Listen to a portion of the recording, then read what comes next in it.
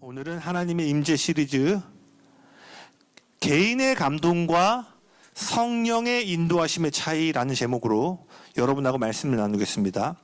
개인의 감동과 성령님의 인도하심, 즉 성령님의 리더십에 어떤 차이가 있는가? 우리가 지금 거의 10몇 주에 걸쳐서 하나님의 임재를 계속 살펴보고 있는데, 우리가 믿음의 여정 안에서 우리가 그분의 임재를 이해함에 있어서 매우 중요한 주제 중에 하나가 뭐냐면 바로 하나님의 인도하심을 받는 거예요. 맞나요? 우리가 그 임재 안에서 하나님을 높이고 바라볼 뿐만 아니라 동시에 뭐예요? 그 임재 안에서 이 땅을 살아가는 저와 여러분이 무엇을 위해 어디로 어떻게 행해야 할지 그 인도하심을 구하고 받게 되는 거예요. 그래서 여러분 주위에 믿는 지체들 중에 이런 고백을 하는 것을 들어보셨을 거예요. 하나님께서 이 일을 하라는 마음에 감동을 주셨습니다. 또는 형제님, 성령님이 이 말을 전하라는 마음을 주십니다. 이런 이야기 들어보신 적 있으신가요? 할렐루야? 네, 지금 여기 수백 명이 모여 있어가지고 지금 좀 그럴 수 있는데 있으시죠? 주변에 여러분이 그럴 수도 있고 주변에서 저 이런 일을 하는 감동을 주셨어요. 아니면 자매에게 형제에게 주님이 이런 마음을 주십니다. 이러한 하나님의 주시는 감동 또는 우리는 그분의 인도하심을 따라 살기를 원하죠. 여러분 이 땅에서 매일의 삶을 그렇게 성령님의 인도하심에 이끌림을 받기를 원하시죠? 아멘이십니까? 근데 우리가 질문해봐야 되는 게 있어요. 우리가 느끼는 감동 또는 영적인 자극이 하나님으로부터 온 것인지를 어떻게 알 수 있을까요? 예레미야 17장 9절 한번 보시겠습니다. 네, 오늘은 이제 드디어 저희가 이 빔 프로젝트를 사용할 수 있습니다. 박수 한번. 네, 저희가 드디어 앞에서 또 성경 구절을 오늘 성국 형제가 일찍 와서 쳤는데 박수 한번. 네. 제가 보니까 엘리트 같아요. 브레인이에요. 금요일날 한번 해봤는데 모르는 찬양인데 바로 이렇게 틀더라고요. 미디어 팀장님? 네, 농담이고요. 네. 한번 같이 읽겠습니다. 시작. 만물. 잠시만요. 왜 그래? 제가 왜 웃으냐면 성국이 표정이 갑자기 이렇게 웃다가 갑자기 엉클어져서. 네, 장난입니다. 네, 장난이에요. 다시 읽겠습니다. 시작. 만물보다 거짓되고 심히 부패한 것은 마음이라 누가 능히 이리 알리오마는. 여기 뭐라고 돼 있어요? 만물보다 거짓되고 부패한 것이 마음이라고 돼 있어요. 여러분 한국 속담 중에 이 말 있죠. 10길 물속은 알아도 한 길 사람 속은 모른다. 여러분 때로는요, 여러분이 여러분 자신의 마음과 동기를 모를 때가 있지 않아요? 우리는 우리 자신의 마음조차도요, 큰 어려움과 사건이 이르러서야 사실 그 마음이 나는 이런 줄 알았는데 아니었구나를 보게 돼요. 여러분 우리는 우리 자신의 마음속도 모를 때가 있는데 하물며 하나님의 감동, 하나님으로부터 왔다라는 우리의 마음의 어떠한 느낌들을 어떻게 하나님의 뜻이라고 확인할 수 있을까요? 신뢰할 수 있을까요? 여러분 안에 일어나는 내면의 감동은요, 크게 세 가지 요인으로 발생합니다. 이걸 잘 기억하셔야 돼요. 첫 번째는 뭐예요? 여러분의 육신으로부터 오는 감동과 자극입니다. 이는요, 우리가 하고 싶고 보고 싶어 하는 그림에 대한 열망이에요. 하준이가 만약 축구를 되게 좋아하는 걸로 알고 있는데 만약 축구 선수가 되고 싶다면 마음 안에 계속 어떤 자극이 올라오겠어요? 나도 손흥민처럼 또는 어떠한 선수처럼 축구를 잘하고 싶다. 이거는 육신으로부터 오는 감동과 자극이죠. 두 번째는요, 마귀가 주는 자극입니다. 이는 우리가 죄를 범하고 싶을 때 느끼게 되는 유혹에 대한 것이에요. 뿐만 아니라 고린도후서 11장 4절 한번 보시겠어요? 고린도후서 11장 4절입니다. 같이 읽겠습니다. 시작. 이것은 이상한 일이 여기 뭐라고 되어 있어요? 사단은요, 자신을 빛의 천사로 가장할 수 있다라고 말해요. 마귀가 광야에서 예수님을 시험할 때 무엇으로 시험했죠? 하나님의 말씀으로 시험했습니다. 마귀는요, 우리 안에 어떻게 하나님의 감동이 아니라 사단의 나라의 감동을 주냐면요, 죄의 유혹을 통해 줄 뿐만 아니라 매우 성경적이고 합당한 이유를 사용해서요, 우리 안에 역사합니다. 이게 두 번째 자극이고요. 세 번째는 뭐냐면 성령님이 주시는 감동입니다. 그래서요, 여러분은 하나님의 임재를 추구하고 따라가는 여정에 있어서요, 여러분 안에 드는 감동 또는 부담감 또는 영적인 자극이 하나님으로부터 온 것인가 아닌가를 분별하고 이해할 수 있어야 한다는 거예요. 무엇이 육신의 생각인지, 무엇이 마귀가 주는 유혹인지, 무엇이 성령의 인도함이신지를 알아야 한다는 거예요. 그러면 이것을 어떻게 알 수 있을까요? 어떻게 알 수 있을까요? 유민이 어떻게 알 수 있을까요? 자리에 앉으세요. 할렐루야. 네. 네, 사역자 자녀들이 역시 할렐루야. 저 좀만 더 세게 밟으면 탭댄스 출 수 있을 것 같은데. 여러분 정말 성령님의 음성 듣고 계세요? 성령님의 인도함을 받는다는 걸 만약 여러분의 자녀나 여러분의 가까이 있는 사람들이 와서 하나님의 음성을 듣고 인도함을 받는 게 뭐예요? 라고 하면 여러분 어떻게 대답해 주실 수 있겠어요? 글쎄, 이러실 거예요? 어떻게 알 수 있을까? 이것은요, 쉽게 답을 내릴 수 있는 종류의 질문은 아닙니다. 왜냐면요, 이 일은요, 계속 살펴보겠지만, 원칙과 매뉴얼로부터 알 수 있는 것이 아니라, 그분과의 살아있는 만남과 관계 안에서 알 수 있기 때문이에요. 성령님의 인도하심을 받기 위해서는요, 무엇보다 지속적으로 그분과의 친밀한 관계를 경작하는 일이 필요하다는 것입니다. 여러분 동의하실 거예요. 여러분이 어제 성령의 충만함을 받고 그분의 음성을 듣고 인도하심을 받았다고 해서요, 오늘도 내가 성령님의 인도하심을 받는 그 보장을 해주는 것이 아님을 우리는 개인적인 신앙의 차원에서도 이것을 알 수 있습니다. 그래서 성경은 뭘 이야기하고 있어요? 날마다 깨어 기도하라. 아멘이십니까? 그리고 이 하나님의 뜻을 분별하고 이해하면서 가장 중요한 것은요, 저를 따라 고백해 보시겠어요? 무엇보다 성경을 잘 알아야 한다. 성경은 이 일에 대해서 무엇이라고 말하고 있는지를 잘 이해하셔야 돼요. 왜냐하면요, 그분이 오늘 우리에게 하시는 말씀은요, 하나님께서 이미 기록함으로 주신 말씀을 벗어나지 않기 때문이에요. 누군가가 이런 말씀을 했습니다. 이런 말을 했어요. 여러분의 심령 안에 쓰여진 말씀을 더 많이 가지고 있을수록 하나님이 지금 우리에게 하시는 말씀을 더욱 많이 들을 수 있는 능력을 갖게 된다. 다시요. 여러분 안에 문자적으로 기록된 말씀을 많이 새길수록 오늘이라는 현실 가운데 말씀하시는 하나님의 음성을 듣는 능력을 더 많이 갖게 된다는 거예요. 혹시 추우시면 꺼도 됩니다. 네네네. 한 영혼을 배려하는 저희 목자가 되고자 제가 형제자매가 외투를 입었길래. 다시요. 여러분 정말 성령님의 인도하심을 받기 원하시면은요, 기록된 말씀을 여러분의 마음 가운데 새기는 과정을 보내셔야 된다는 거예요.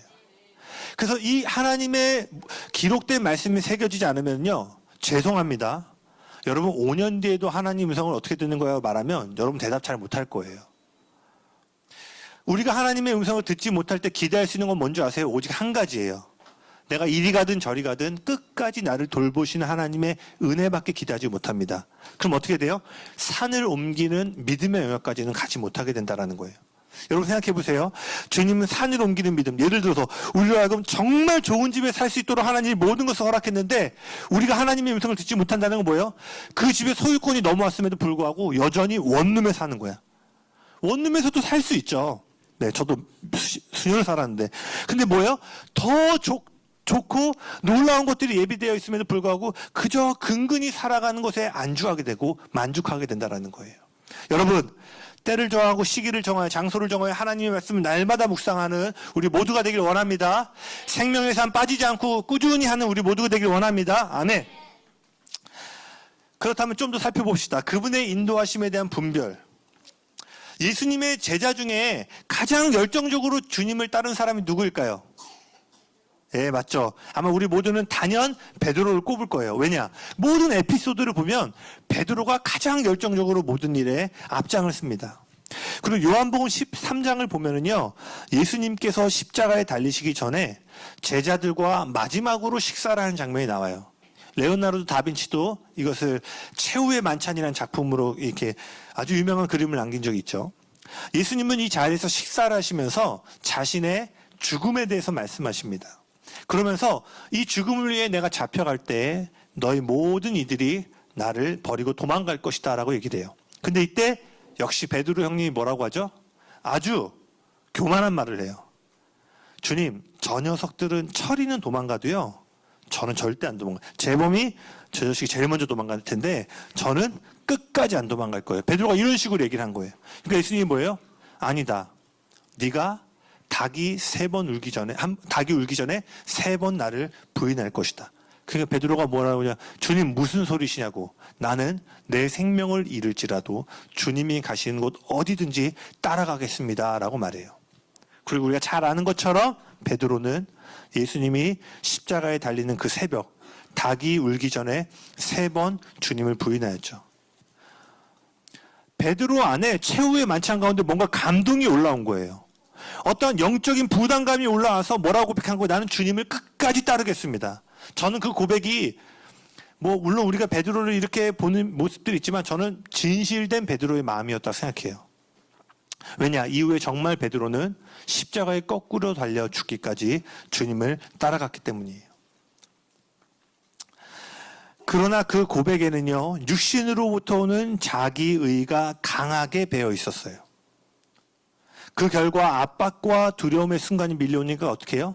그 만찬의 자리에서 강력하게 하나님의 뜻임을 붙잡았던 그 감동이요, 온데간데 없이 사라져 버렸습니다. 여러분, 우리도 그렇지 않아요?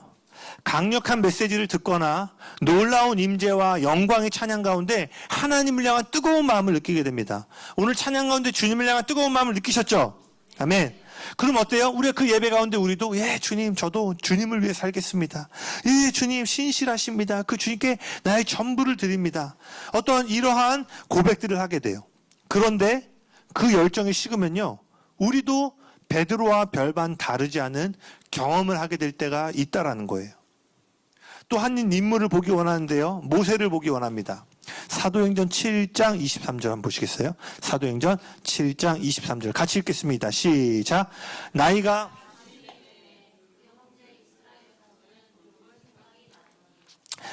모세가 40세가 되던 해에 그 히브리인들이 일하는 곳에 갔더니 이집트 사람이 자신의 민족인 히브리 사람을 학대하는 모습을 보게 되죠. 그리고 이때 우리가 방금 읽었던 것처럼 영적인 감동을 받게 됩니다. 돌볼 생각이 갑자기 내면으로부터 일어나요. 민족을 구원하고자 하는 거룩한 부담감을 느끼게 됩니다.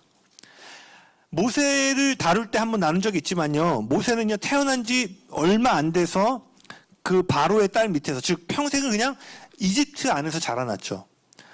그런데 그가 자라면서 자신이 이집트 애굽인이 아니라 히브리인임을 알았어요. 어떻게 알았죠? 모든 히브리인들은 태어난 지 8일 만에 할례를 해야 됐는데, 자라면서 보니까 같이 자란 친구들에게는 할례의 표시가 없는데 자기에게만 할례의 표시가 있는 걸 보면서 자신의 정체성이 애굽인이 아닌 히브리인임을 알게 되었습니다. 그리고 그가 자라면서 어느 지점인지 모르겠지만 민족에 대한 마음들이 점점 더 올라오기 시작했어요. 그리고 40세가 되던 해에 그 하나님의 뜻을 향한 거룩한 부담감을 느끼게 됩니다. 그래서 이 학대받는 모습을 보고 모세가 그 애굽인을 살인하고 땅 밑에 이렇게 묻게 됩니다. 그리고 다음날 다시 히브리인들을 찾아갔는데 이번에는요, 같은 민족 사람들끼리 다투고 있는 모습을 본 거예요. 그래서 모세가 가서 야, 너희들 같은 민족끼리 싸우면 안 된다라고 했더니 갑자기 그 중에 한 명이 누가 너를 우리를 다스리는 재판관과 심판자로 삼았느냐. 그러면서 뭐라고 얘기하냐면 너도 우리를 어제 죽인 애굽 사람처럼 우리를 죽이려고 하느냐라고 딱 공격적으로 얘기를 해요. 그때 모세가 벌벌 떨기 시작합니다. 왜냐하면 모세가 가장 두려워하는 것이 뭐냐면 이 애굽인을 죽인 것이 바로와 궁전에 들어가는 것을 두려워했어요. 왜냐? 이 소식이 알려지면 이제 자신이 죽임을 당해야 되는 위치 가운데 처해지기 때문이죠. 그러나 이 모든 일은 실제로 그렇게 되었고, 모세는요, 이집트 왕자에서 하루아침에 살인자와 도망자 신세로 전락해서 이제 궁전이 아니라 광야의 떠돌이 인생이 됩니다. 무려 40년 동안이네요. 제가 말하고 싶은 부분은 이거예요. 모세가 자신의 민족을 돌보려는 감동을 받았을 때 그는 하나님께서 자신을 통해 구원을 행하심을 그 민족 사람들이 깨닫게 될 거라고 생각했어요. 그러나 결과는요, 그의 예상과 완전히 달랐다라는 거예요. 영적인 감동을 받았는데 결과는 파괴적인 결과로 이어졌다라는 거예요. 제가 질문해 볼게요. 모세가 자신의 민족이 이집트 사람들로부터 학대를 받을 때 그 민족을 구원해주고 도와줘야겠다라는 감동은 하나님으로부터 온 것인가요? 아닌가요? 네, 제범이 맞다고. 맞습니다. 이렇게 질문하면 좀 그쵸, 틀릴까봐 이렇게 잘 대답 못하는 한국 사람들. 네. 왜냐면 한국 사람들 수치심의 문화가 있잖아요. 할렐루야? 저기 꽤 뒤에 계신 분 할렐루야? 네. 맞아요. 그 민족을 볼 때 느낀 감동은 분명히 하나님으로부터 오는 영적인 자극이었어요. 왜냐? 모세 이름이 뭔지 아시죠? 물에서 건짐을 받다. 그리고 우리가 아는 것처럼 모세의 가장 큰 데스티니, 부르심이 뭐였어요? 그 민족을 홍해라는 물에서 건져내어 자유케 하는 거였어요. 즉 모세가 40세 때 느꼈던 부담감은요, 그냥 불쌍하니까 도와줘야지가 아니라 그가 창조된 DNA로부터 오는 자극이었다라는 거예요. 히브리서 11장 24절과 26절 한번 보시겠어요? 히브리서 11장 24절에서 26절입니다. 같이 읽겠습니다. 시작. 믿음으로 모세는 장성하여 바로의 공주의 아들이라 칭함받기를 거절하고 도리어 하나님의 백성과 함께 고난받기를 잠시 죄악의 낙을 누리는 것보다 더 좋아하고 그리스도를 위하여 받는 수모를 애굽의 모든 보화보다 더 큰 재물로 여겼으니 이는 상주심을 바라봄이라. 아멘.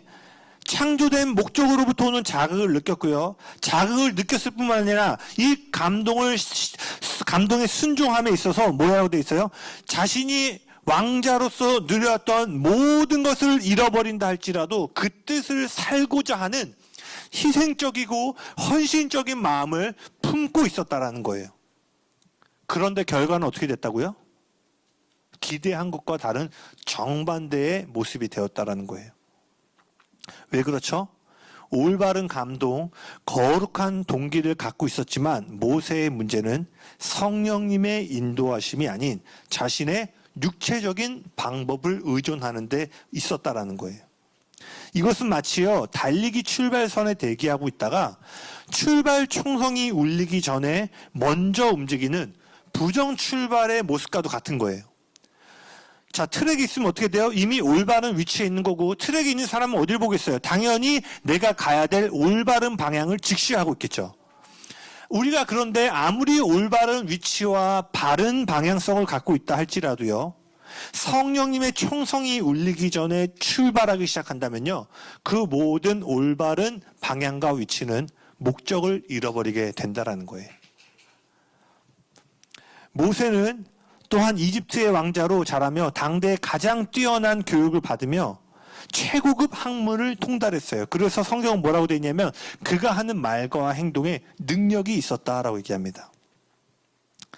외적으로는요, 그가 자신의 민족을 인도하고도 남을 준비가 되어 있었어요. 베드로와 마찬가지로 자신의 의지와 힘, 준비됨으로 하나님의 일을 감당할 수 있을 것이다 라고 생각했던 거예요. 그러나 모세에게 가장 중요한 한 가지가 빠져 있었습니다. 그것이 뭐예요? 바로 영적인 준비가 되지 않았던 거예요. 광야에서 40년이라는 시간이 지나 자신이 제 힘으로 아무것도 할 수 없음을 진정으로 고백하게 되었을 때 비로소 그때부터 하나님을 향한 목적과 계획이 이루어지기 시작했다라는 거예요. 여러분, 하나님의 총성이 언제 울리는지 아세요? 내 힘과 능력으로 할 수 없음을 인정할 때 성령은 우리의 트랙 가운데 달려가라는 총성을 울리신다라는 거예요. 사역 가운데요, 제가 그래도 한 18년 정도 사역한 것 같아요. 사역하면서 많은 사람들이 하나님 안에서 거룩한 동기를 품고 움직이는 것들을 보았어요. 특별히 저는 이 사역 기간에 많은 시간을 예배 사역 가운데 이렇게 헌신하며 왔는데요. 특별히 이 예배 사역 가운데 그러한 모습들을 많이 보았습니다. 몇 년 전에 소위 한국에서 이름이 좀 알려진 예배 단체들의 리더들이 다 한 자리에 모여서 좀 교제하는 시간들이 있었는데, 그때 한 단체의 그 리더분이 이런 얘기를 하더라고요. 예배 사역에 대해서. 잘하는 사람은 많은데 오래 하는 사람은 적다. 그런데 그곳에는 다 대표들이 다 저도 되게 동의를 했어요. 저는 이 말에 동의합니다. 하나님의 놀라운 임재와 영광 가운데 하나님을 예배하는 자로 평생을 살기로 결단한 사람들을 제 사역 가운데 종종 보게 되었어요. 그런데 삶의 형편이 어려워지면 그들의 고백은 어디로 갔는지 저마다 살 길을 찾아 떠나는 모습들을 보게 됩니다. 제가 이 말을 하는 것은요, 절대 그들을 정죄할 마음이 조금도 없어요. 그리고 제가 각 사람의 인생을 향한 하나님의 큰 그림을 다 이해하고 있는 것이 아니기 때문에 그것이 옳다 그르다를 제가 섣불리 말할 수 없습니다. 그러나 제가 말하고 싶은 건 뭐냐면요, 그들이 내면 가운데 느꼈던 감동이요, 외적인 환경의 압박과 필요에 의해 어느 시점에 바뀌게 되었다라는 거예요. 그럼 질문 해볼게요. 몇 년 전에 또는 몇 개월 전에 그렇게 하나님을 위해 살고 따라가겠다고 분명한 감동을 받았는데 왜 수개월 뒤에 수년 뒤에 이러한 압박들이 올 때는 그렇게 살지 않는가? 둘 중에 하나겠죠. 그것이 하나님의 감동이 아닌 나의 혼적인 감동과 고백이었던가, 아니면 그것이 분명 맞았지만 내가 성령의 방법을 따라가지 못함으로 부르심의 트랙에서 출발을 먼저 했다던가. 이것에 대한 답은 오직 주님만이 아십니다. 그러나 요점은 이거예요. 여러분 마음 가운데 드는, 신앙 가운데 드는 감동이 여러분의 자아로부터 온 것인지 마귀로부터 온 것인지 하나님으로부터 온 것인지 신중하게 살펴보고 분별해야 한다라는 거예요. 그래서 여기 계신 분들은 그렇지 않지만 절대 이렇게 말하면 안 돼요. 하나님이 이렇게 말씀하십니다. 그 틀리면 어떻게 하려고. 그래서 저도 사역 가운데 배운 게 뭐냐면, 저에게 주시는 개인적인 감동은 이렇게 해야지. 그래서 사역자나 우리 모두는요, 영적인 디렉션을 절대로 주면 안 돼요.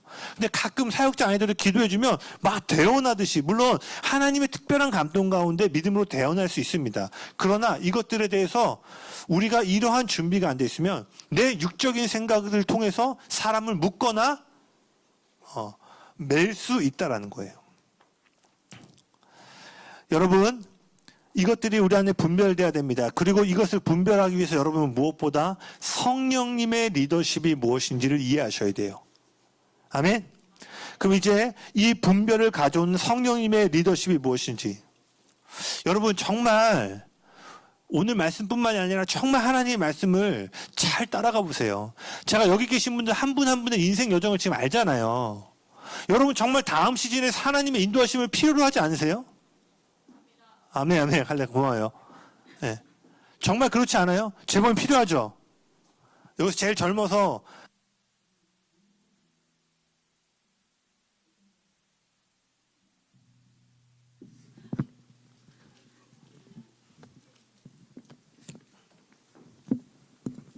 네.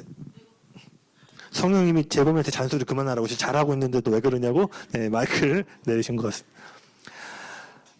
여러분 정말 우리에게 지금 이번뿐만이 아니라 우리의 평생에는요, 성령님과 하나님의 인도하심이 분명히 필요해요. 그리고 여러분이 다음 걸음을 걸어갈 때요, 이것이 하나님의 동행 가운데 있구나를 느끼는 것들을 계속 추구하셔야 돼요. 물론 이럴 때가 있죠. 모든 걸 다 알 수는 없어요. 가다 보니 돌이켜볼 때 그럴 때가 있죠. 지나와 보니 그것이 하나님의 은혜였구나. 맞아요. 그러한 하나님의 은혜의 성격도 있지만요, 성경은 뭘 얘기하고 있어요? 그분과 믿음의 담대함과 확신 가운데 걸어갈 수 있는 동행의 길이 있음을 분명히 얘기하고 있다라는 거예요. 앞서 지금 살펴본 것처럼요, 거룩한 감동을 받는 것과 성령의 인도하심을 받는 것이 항상 일치하는 것이 아님을 기억하셔야 돼요. 여러분이 예배 가운데 분명히 올바른 감동을 받을 수 있습니다. 그러나 그것이 성령의 인도함을 받지 않을 수 있다라는 거예요. 자, 우리가 느끼는 감동과 자극은 모두 주관적이죠. 내가 느끼는 거예요. 반면에 성령님의 인도하심은 어때요? 객관적입니다. 객관적이라는 게 어떤 의미죠? 사전을 찾아보니까요, 자기와의 관계에서 벗어나 제3자의 입장에서 사물을 보거나 생각하는 것이 객관적이라는 거예요. 즉, 느끼는 감동은 주관적인데 성령의 인도하심은 객관적입니다. 베드로와 모세는요, 개인적으로 느끼는 주관적인 감동이 너무나 큰 나머지 성령님의 객관적인 인도하심을 받지 못하는 상태 가운데 이르렀다라는 거예요. 다시요. 분명히 성령으로부터 오는 감동인데 이 주관적인 감동이 너무나 큰 나머지 우리의 외부로부터 인도하시는 객관적인 성령님의 인도하심을 받지 못하는 단계까지 나아갔다는 거예요. 이처럼 우리는요, 성령님의 리더십을 유지하기가 어렵다는 사실을 기억하셔야 돼요. 특히 언제요? 여러분이 어떠한 일에 강한 느낌이나 의지, 확신을 갖게 될 때는요, 더욱 성령님의 리더십을 받아들이기 어렵게 됩니다. 왜냐? 자아의 소리가 성령님의 소리보다 더 커져서요. 여기를 잘 들어보세요. 그 소리를 마치 성령님의 인도하심으로 인식하기 때문이에요. 여러분, 이걸 인정하셔야 돼요. 저와 여러분은 모두 내 생각과 의견이 옳다고 생각하는 존재입니다. 맞나요? 특별한 예외 경우를 제외하고 난 틀렸어. 난 맨날 내가 이거 아니야. 다 아니야. 한편의 드라마를 보고 계십니다. 네. 이런 분 없죠? 저도 고집 있거든요. 모든 사람은요, 내 뜻과 내 방법대로 하기를 원해요. 왜 하고 싶을까요? 그게 옳다고 느끼기 때문이에요. 그러니까 하나님께서 어떤 감동을 주실 때요, 그것에 대해서 내 의견과 내 느낌을 강하게 붙잡고 싶은 성향이 있다는 거예요. 그래서 여러분, 여기 잘 들어보세요. 여러분이 평소에 하나님과 다른 이들의 목소리를 경청하는 법을 배우지 않으면요, 우리는 하나님이 말씀하시면 도무지 다른 사람의 말을 듣지 않은 채 자신의 고집을 밀어붙이기 쉽게 된다는 거예요. 누가 제일 그렇게 할 수 있을까요? 제가 제일 그렇게 할 수 있겠죠. 이걸 이끌어감에 있어서 주변에서 전사님 이거 하나님 뜻이 아닌 것 같은데요. 네가 뭘 알아? 네가 기도 얼마나 하는데 뭐 이럴 수 있죠. 제가 종교심을 갖고 내가 얼마나 기도했는데. 그러므로 우리가 진리를 품고 진리 안에서 좌로나 우로나 치우치지 않고 걸어가기 위해서는 명심하십시오. 여러분의 자아로부터 거리를 둬야 된다는 거예요. 구체적으로 다른 이들의 비판까지도 받아들일 수 있는 겸손함을 연습하셔야 돼요. 아니, 더 나아가서 여러분, 여기 매우 중요합니다. 여러분이 신뢰하는 사람들에게 찾아가서 정직한 의견들을 구하셔야 돼요. 이는 내가 언제든지 틀릴 수 있다는 점을 기꺼이 인정하는 태도예요. 이것은요, 자신을 낮춰야만 가능한 일이에요. 여러분, 저를 귀찮게 하세요. 할렐루야. 전사님 바쁘시니까 아니요, 전 밑바닥부터 해야 돼요, 이제. 제가 이제 아침에 나와서 하는 게 뭐냐면 여러분 잘 되는 기도밖에 없어요. 제 기도 정해진 시간 하고요. 그다음부터는 여러분 이름 불러가며 기도하는 게 제 지금 첫 번째 사역이에요. 그러니까 저에게도 그렇고 이 안에서도요. 제가 보니까 요 근래에 철이 형제네 가정에서 또 초대하고 이렇게 교제를 많이 하신 것 같더라고요. 저랑 미나 사모랑 와 너무 좋다. 이 믿음의 교제들이 우리 안에 계속 이루어지는 것들이 너무 보기 좋다. 여러분 안에서도요. 여러분의 여정 또는 여러분이 받은 감동들에 대해서 피드백을 구하시고 의견들을 구해보세요. 이런 것들이 되지 않으면 어떻게 된다고요? 베드로와 모세처럼요. 그 감동이 너무 커져서 자아의 소리와 연결돼서 하나님의 인도함이 아님에도 불구하고 뭐예요? 이거 하나님의 뜻이야. 하나님의 감동이야 라고 우리가 잘못 분별할 수 있다는 겁니다. 저는요. 사역의 대부분을 또한 연령대가 청년들이었어요. 그러니까 청년들과 오랜 시간을 함께 하다 보면 자연스럽게 무슨 상담을 많이 할까요? 네, 결혼, 연애 상담을 많이 하게 됩니다. 제가 정말 셀 수도 없는 연애 상담을 했던 것 같아요. 그런데 그들 중에는요, 많은 사람들이요, 전도사님, 분명한 응답과 사인을 받고 왔습니다라는 사람들이 정말 많았어요. 어떤 사람은요, 꿈에 상대방이 자신의 배우자가 될 것임을 보았다고 찾아왔어요. 그래서 어느 날 저를 스시를 사주더라고요, 갑자기. 별로 안 친한 사람이었는데, 얘가 무슨 말을 하려고 하나, 딱 밥 먹으면서 저는 제가 꿈을 꿨는데, A라는 자매가 제 꿈에 나왔는데, 이거 하나님이 저의 좀 배우자로 이렇게 감동 주신 것 같아요. 아마 평소에도 그 자매 관심이 있었나 보죠. 그래서 저는 혹시 자리를 한번 마련해 주시면, 왜냐면 그때 제가 청년부 담당할 때 노스킨십 데이트를 이렇게 시간을 줬었거든요. 혹시 제가 그 자매를 좀 이렇게 할 수 있을까요? 근데 재밌는 건 그 자매는 그 전에 몇 개월 전에 저를 찾아와서 어떤 형제와 기도하고 싶습니다 하면서 기도 시간을 갖고 있었어요. 그리고 또 어떤 사람은요, 몇 차례 자기가 신중하게 사인을 구했는데 그 사인이 다 들어맞았다라는 거예요. 그래서 저 사람이 내 배우자가 맞다. 심지어 그 사람이 가서 이런 사인들이 있었다를 먼저 얘기했어요. 그런데 그들 모든 사람은 지금 다른 사람과 결혼해 살고 있습니다. 이런 경우가 정말 밤이 새도록 제가 얘기할 수 있어요. 양가 부모님 꿈에 나왔다. 근데 나중에 아주 그냥 뭐 파괴도 이런 파괴가 없을 정도로 막 상처받고 헤어지고, 제가 뭘 말하고 싶은 거예요? 뭐가 옳은지 그른지 제가 다 하나님이 아닐 때 알 수 없지만, 제가 분명하게 이러한 과정을 통해서 보게 되는 한 가지는, 자신이 너무나 간절히 바라는 탓에 실제로는 하나님의 음성을 듣지 못했음에도 하나님의 음성을 들었다고 신실하게 착각하는 경우가 있다는 거예요. 꿈을 꾸고 눈에 보이는 몇 가지 사인들로부터 오는 그들의 생각은 잘못되었다는 것이었어요. 이는 객관적인 하나님의 인도하심과 우리가 주관적으로 소망하는 것의 차이가 분명히 있음을 말해주고 있습니다. 여러분, 다시 한번 말합니다. 내가 하는 일 이렇게 됐으면 좋겠다, 저렇게 됐으면 좋겠다, 이 간절한 바람이 강하면 강할수록요, 여러분의 주관적인 믿음과 성령님의 인도하심 사이에 괴리가 발생하기 쉬워진다는 것을 명심하셔야 돼요. 아멘? 사도행전 16장 6절에서 7절입니다. 사도행전 16장 6절에서 7절 같이 읽겠습니다. 시작. 성령이 아시아에서 말씀을 전하지 못하게 하시거늘 그들이 부르기아와 갈라디아 땅으로 다녀가 무시아 앞에 이르러 야로 가고자 애쓰되 예수의 영이 허락하지 아니하신지라. 네, 여기 보시면 바울과 그의 일행이 아시아로 복음을 전하러 가죠. 그런데 성령이 복음을 전하지 못하게 길을 막으십니다. 그래서 그들이 발걸음을 돌려서 비두니아로 복음을 전하려고 하는데 이번에도 예수의 영이 그것을 가로막아요. 여러분, 바울이 아시아와 비두니아의 복음을 전하고자 했던 일은요, 마태복음 28장에 온 세상에 복음을 전하라고 하셨던 예수님의 말씀에 대한 순종이었어요.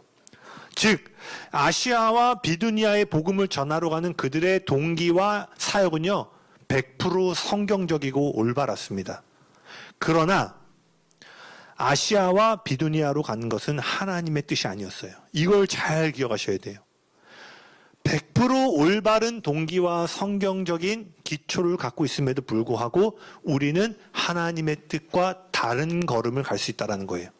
베드로와 모세가 분명히 하나님으로부터는 선한 영적인 감동을 받았음에도 그들이 하나님의 뜻에 벗어났던 것처럼 이 둘이 일치하지 않을 수 있다는 것입니다. 그래서 여러분 명심하셔야 될 것이, 우리가 원칙에 있어서는 매우 성경적이지만 하나님이 우리에게 지금 말씀하시는 것을 놓칠 수 있음을 말해주는 거예요. 이것은요 생각보다 쉬운 일이 아니에요. 여러분이 자리에 앉아서 그렇지 이렇게 되는구나 라고 여러분이 3자의 입장에서 이 구절을 보면 되게 분별할 수 있을 것 같지만요, 실제로 이 일이 우리 가운데 일어나면요 여간 복잡하고 분별하기가 어려운 일이 아닌지 모릅니다.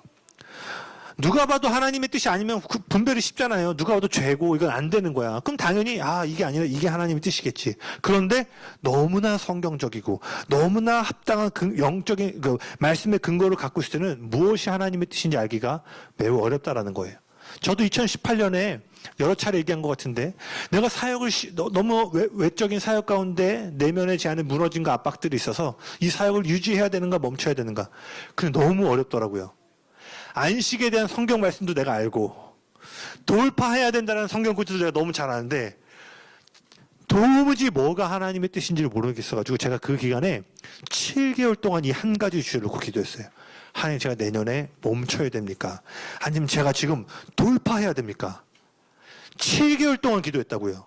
뭐가 하나님의 뜻인지 분별하기가 어려워서. 여러분, 그러니 여러분 깨어서 성령님의 리더십과 인도하심을 받는 일에 집중하고 귀를 기울이셔야 된다는 거예요. 데살로니가전서 2장 18절 한번 보실까요? 데살로니가전서 2장 18절. 와, 여러분 여기 말씀 나니까 너무 좋으시죠? 할렐루야. 작은 거에 감사하게 되네요. 네. 같이 읽겠습니다. 시작. 그러므로 나 바울은 한 번, 두 번 너희에게 가고자 하였으나 사탄이 우리를 막았도다. 바울이 데살로니가로 가는 길이 막혀 있는데 그 길을 누가 막고 있다고요? 사탄이 막고 있대요. 성령께서 지금 제가 뭘 말하고 싶냐면요. 성령이 어떻게 그 여정을 말리셨는지 우리는 알 수 없어요.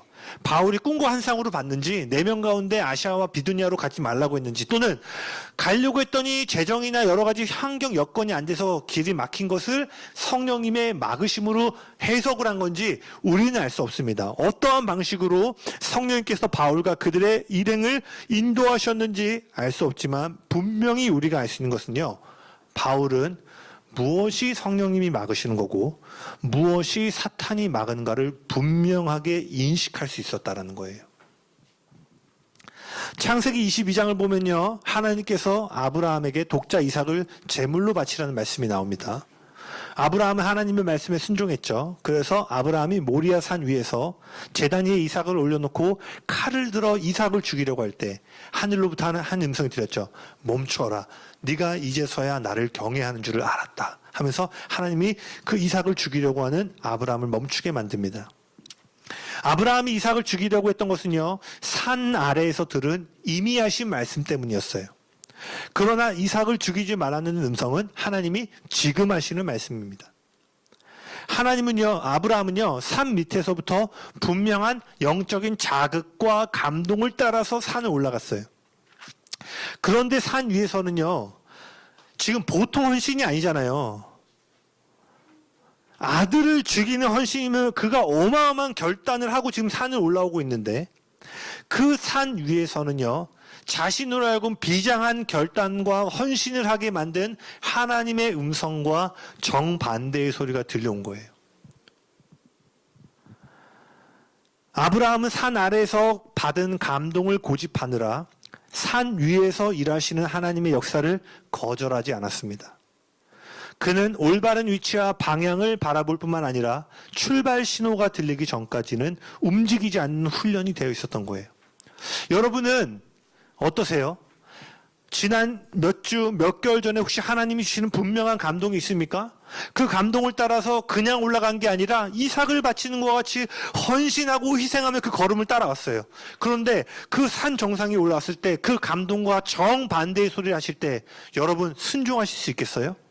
그것이 하나님의 음성인지 원수가 주는 소리인지 어떻게 분별할 수 있습니까? 무엇이 인간적인 생각이고 사단의 유혹과 방해이고 성령님의 인도하심인가? 서두에 말한 것처럼요. 이것이 매뉴얼과 같이 명확한 답으로 찾을 수 있다면 너무 쉽겠지만 매우 지금 말한 것처럼 쉽지 않고 복잡한 관계로 연결되어 있어요. 그래서 모세와 베드로와 같은 사람들조차도 이 분별을 하지 못할 때가 있었으면 보았습니다.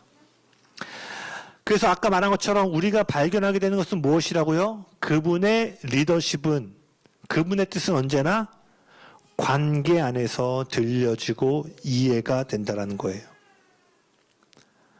여러분, 우리 대부분은요, 빨리 답을 얻기 원해요. 마치 그 패스트푸드처럼 빨리 답을 얻기 원해요. 마치 우리 인생이 문제집이라면 풀리다가 이 문제가 안 풀리네.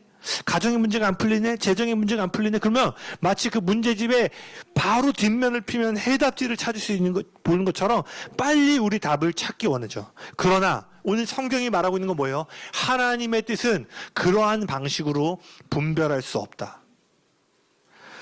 너의 인생의 맨 뒷장을 펼쳐본다고 당장 답을 알 수 있는 것이 아니라 하나님과의 지속적인 사귐의 시간을 가져야만 가능하다라고 말하고 있는 거예요. 네, 혹시 저기 보경자매 혹시 한번 네 찬양 인도를 해줘야 돼가지고 네 보경자매 할렐루야. 네, 제가 좀 더 여러분과 함께 시간을 즐기도록 하겠습니다. 네, 전혀, 네. 할렐루야. 진야 형제 저렇게 보고 있으니까 조금 무섭네요. 저를 감시하는 거, 아이는 너무 귀여운데, 저기.